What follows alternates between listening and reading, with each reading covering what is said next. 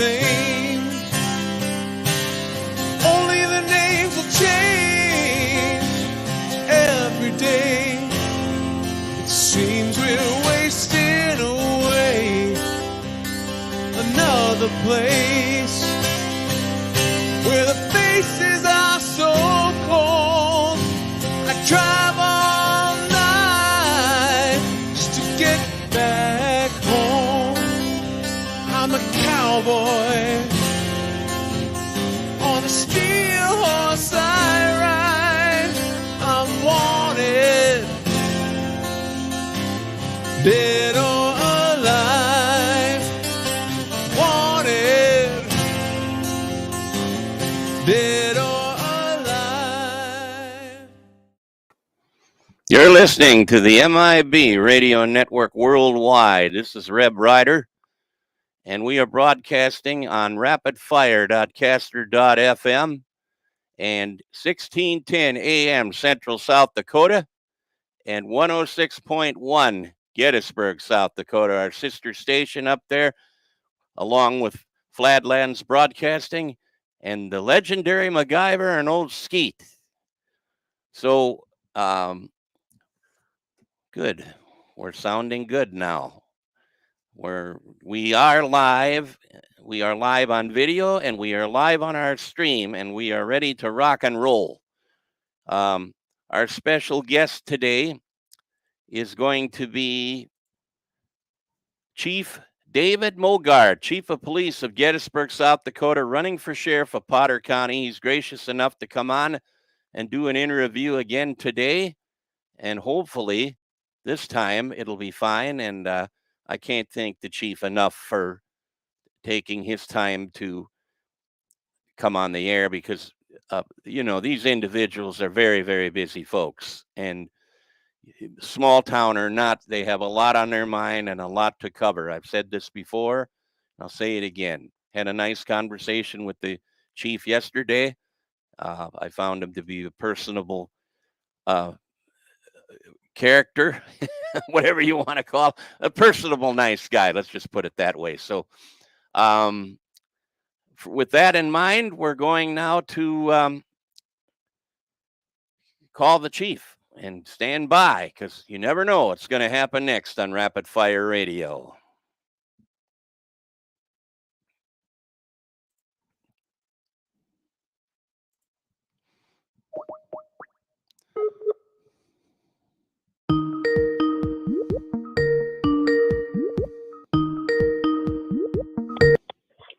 Hello. Chief MOGARD. Yes. You're live on Rapid Fire Radio. Good morning. How's it going? Good. How are you, sir? Good. I was just telling our listeners out there that we couldn't thank you enough with your busy schedule to come back on here. And I just need you to talk into the phone so that we can get you again. Yesterday we had a glitch with that, and we don't want that to happen again today. Yep. Okay. Not a problem. All right. Well, with that in mind, I guess we'll just start again. and thanks again. I really appreciate your understanding. No problem. All right, Chief. You're running for sheriff of Potter County in Gettysburg, South Dakota. What is your main concern for the once you become sheriff for Potter County? What is your main concern up there? My main concern is the drug traffic that's running through Gettysburg and Potter County on Highway 83 and Highway 212. So my concern is to tackle that the best we can with the help of the South Dakota Highway Patrol and other agencies. Okay. And if you were the sheriff up there and you had all of a suddenly got a visit from the United Nations to stand down your law enforcement, what would your response to that be? I would fight against that. And would you consider yourself then, if you were the sheriff, and maybe even in your position now, that you're constitutionally correct? Yes. And you've taken an oath for that, right? I have. And did you serve in our armed forces at all? I have not served in any military armed forces. Okay. But how long is your career? How long have you been in law enforcement? I've been in law enforcement for little over 17 years. I was a certified firefighter for a little over 14 years. I've been an instructor down at LAT, which is a police academy. I've got multiple certifications as instructors and other programs, firearms instructor, EVOC. I've got many certifications. What would you think? What new would you bring to the sheriff's office if and when you became sheriff?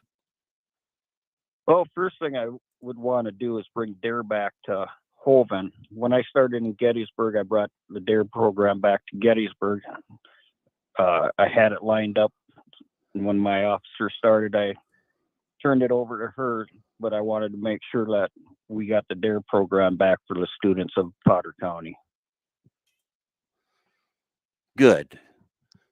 And getting to the ATF, that would be the same thing. See, these are hypothetical questions now, and I understand that there can be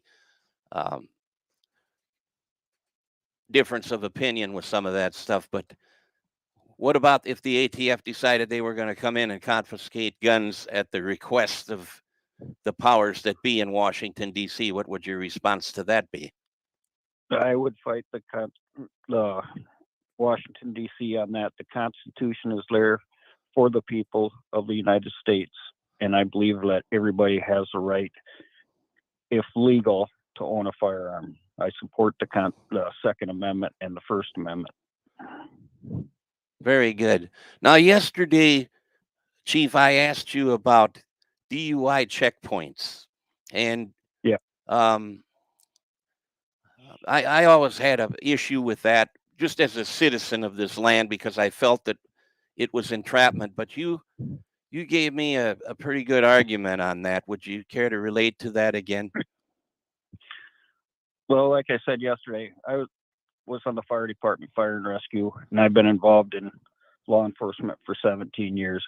Over my time, when I first got into law enforcement, I was working with the sergeant back where I came from, and we were on call early in the morning, and we got dispatched to a car accident east of town. The driver, lone occupant, was thrown out the back window, and he died at the scene, and that the driver of that vehicle was my brother. And I feel if we had done checkpoint that night, we could possibly saved his life. And that's why I support the checkpoints, because if the checkpoint saves one life, that's what matters to me. And like I said to you yesterday, I'm very sorry for your loss, but I do have an understanding of it, and I respect you for it, sir. Thank you. What would you tell the voters of Potter County and Gettysburg up there? Well, I believe Potter County is a great community. They're very supportive. They don't always agree. We don't always agree with each other, but they always have your back when it comes to important issues. People are very friendly here. Yes, they are. I can attest to that, and you're one of them. And thank you. We discussed the patch up there that there was a controversy over. Yes. Go ahead and tell me about that. The former patch had the Confederate flag on it, which to me, the Confederate flag's a part of history, and I like the patch. But based off of the threats that I received on the community, on myself, on residents of the community, I felt it was more important to protect the community and get rid of the patch than to keep the patch and have somebody come to our town and destroy it based off a patch. Yeah, and those threats were directed to you, and they in so many words they said, get rid of the patch or we'll come and get you. Yes. Well, That's just unreal. not too many words. There was a couple that were pretty much exactly what you just said. Yeah. Right. Okay. Well, it's amazing the country we live in that a chief of police in a small town, where the small town wasn't even in the public eyes as far as anything, and all of a sudden this thing turns into a major event. Yes. Anyway, I have had a chance to come up to that community, and I was even there for that uh, gathering. We called it a freedom rally, and I visited with law enforcement, and I visited with the sheriff, and I was treated with goodness and respect. I want you to know that we didn't have an issue at all. We just wanted to, not so much for the Confederate flag, but for the fact what you stated, history. We don't want history to fade because, you know, the horrors of what has been fought for need to be reminded, and we not repeat the past. Do you agree with that? I agree with that. Yeah. Yep, and that's what we do here on Rapid Fire Radio. We try to get the truth out about things. There's a beautiful monument over there in Gettysburg, South Dakota, that I had a chance to visit for veterans, and it has both the Confederate flag and the American flag from Confederate soldiers and Confederate, or I should say Union, excuse me, Union and Confederate soldiers that founded the town of Gettysburg. The battle that wasn't. That's their catchphrase up there. And that's where the patch comes in. It has nothing to do with racism or anything else for that matter. It's American history. Correct. And Chief, I want you to know that we're glad you come on here so that the voters of Gettysburg and Potter County can hear what's going on. And we had the sheriff on here a few days ago. He was very cordial. I did get the chance to interview a gentleman by the name of Ryan McKaylee, who's running for sheriff in Pennington County. I found him very personable, and you fit the bill with that. Thank you. And is there anything else that you'd like to tell our listeners out there? And I'm trying to remember all the questions that I think I covered them all here. Oh, I know. I have one more for you. Okay. We talked about the situation with cannabis. Yes. Where do you stand with that? I believe cannabis has its place. Medical marijuana, I understand the medical side of it. I don't agree with the recreational side of it because I don't want to see somebody driving down the highway that is under the influence of cannabis and have a wreck and end up hurting somebody or killing somebody. But the medical side, I do understand. Okay. And I did have one other question too from yesterday that comes to mind now. How would you feel about if you were sheriff and to save money that you collaborated maybe with the county commissioner or whatever the powers that are be to not have a police department anymore and just go with the sheriff's department? Like I said yesterday, I was an instructor down at LAT. I know a lot of law enforcement across the state of South Dakota, and there's very few communities that I've seen countywide law enforcement work. What it does is in towns like Gettysburg is it will take the law enforcement out of town, work in the county more, which will in turn take away from the residents of the community. In Gettysburg, we respond to all medicals. Doesn't matter if somebody falls on the ice, falls out of the chair, or is having a heart attack. We respond to all medicals. Okay. If we go countywide and the deputy is, say, out at the river or up in Hoven, and somebody starts having medical issues in town or near town, it's going to take a lot longer to respond to that call if we're out of town. I know right now I work with the sheriff's department. If they're up in Hoven and a car accident or medical happens out by the river, we'll respond to tell the sheriff's office gets there. And once the sheriff's office gets there, they're in control, and we leave if we're not needed. So, like I said, it works in some communities, but from what I've seen, very few. I know some communities that went countywide for a while, and over time they realized, hey, this isn't going to work. So they went back and they had to start over with their department, buying a squad, hiring people, starting from scratch. And if you once went countywide, it's tough getting law enforcement back, because who as an officer is going to want to go to a department and not know if they're going to have a job in a year or 2 years? Right. Well, these are questions that are hypothetical and in no way is going to happen to all our listeners out there. It's just these things that I think outside of the box to bring up to see what the response would be. And I've got excellent responses so far, Chief. So thank you. Thank you.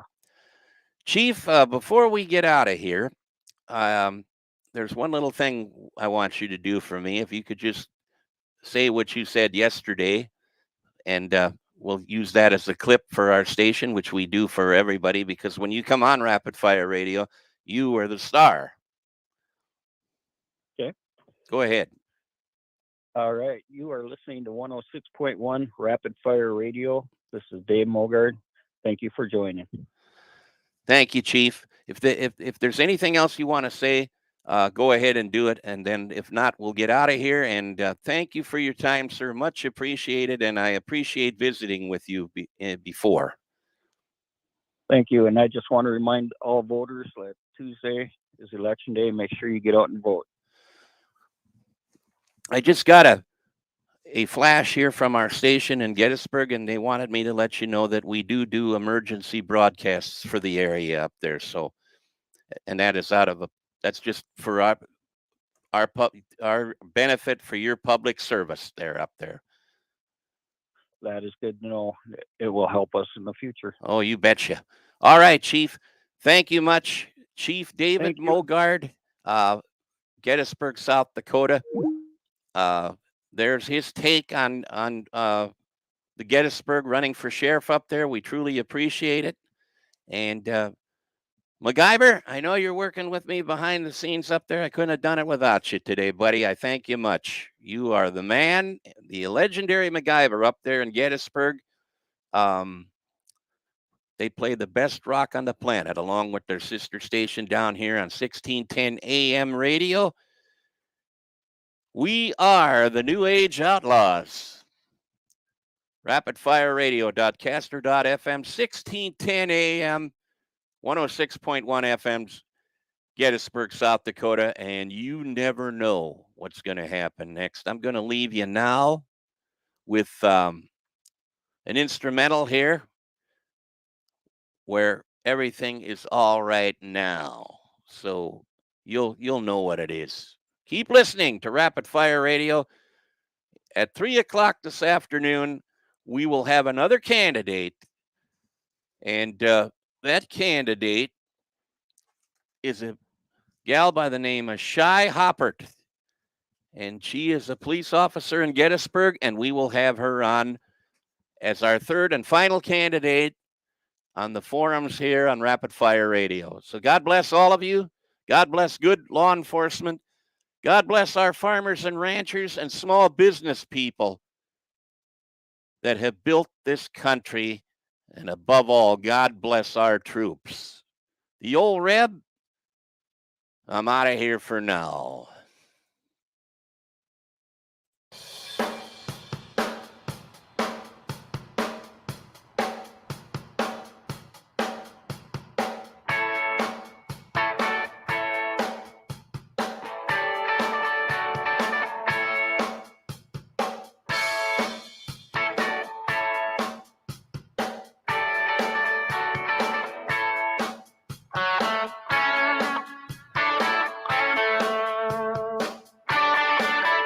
Thank you, brother. Rocking your way on the MIB Radio Network. I'll tell you what, That MacGyver is the character. Can't do these programs without him and old Skeet up there. Amazing people. If you've never met MacGyver or Skeet, I suggest you do it up in that area. Good folks. When you visit Gettysburg, and I forgot to tell the chief this, but I'll put this in there. I'll put it in there that when you visit Gettysburg, to me, it's like visiting my grandmother's home long ago.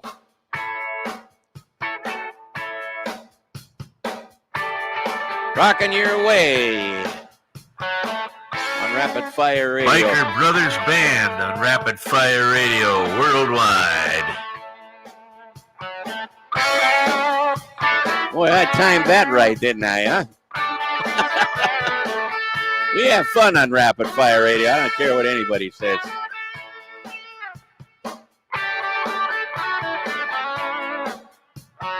Brought to you by Hemp Quarters 605 in the capital city of South Dakota for all your natural remedy needs. Check them out.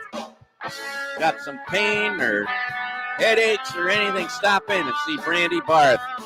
Randy and Trent Barth on Main Street up here in the old Furley's Jeweler building. You can't miss it. Hemp Quarters 605.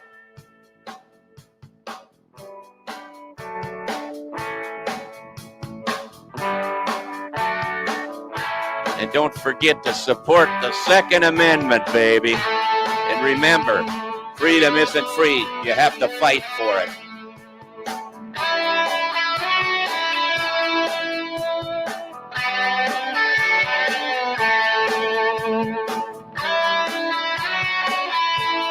All right, I said it before, I'll say it again. The old Reb. God bless all of you. I'm out of here for now.